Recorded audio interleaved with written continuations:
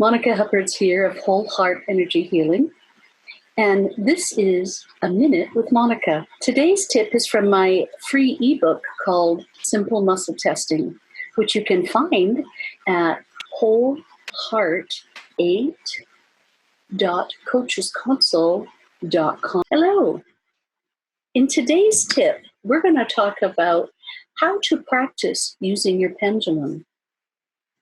So for today, I want you to remember that we went over yes, no, maybe, almost, searching.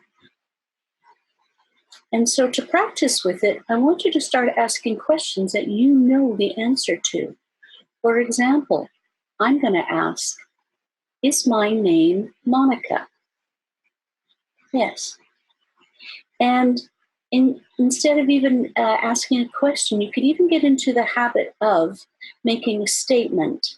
And then the pendulum shows you what your body knows to be true.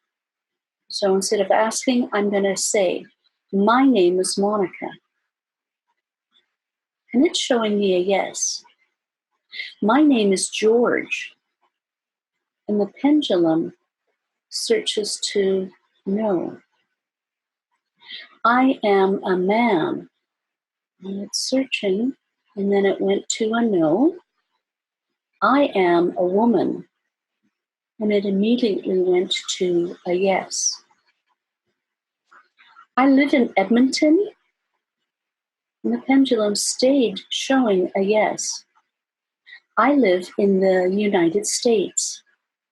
My pendulum switched to a no.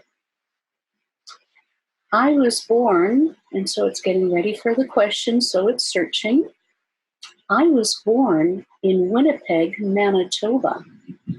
Yes, I was born in Winnipeg, Manitoba. I am from Brazil.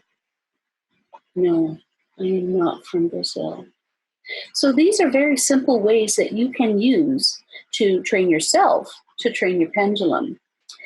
You may ask questions.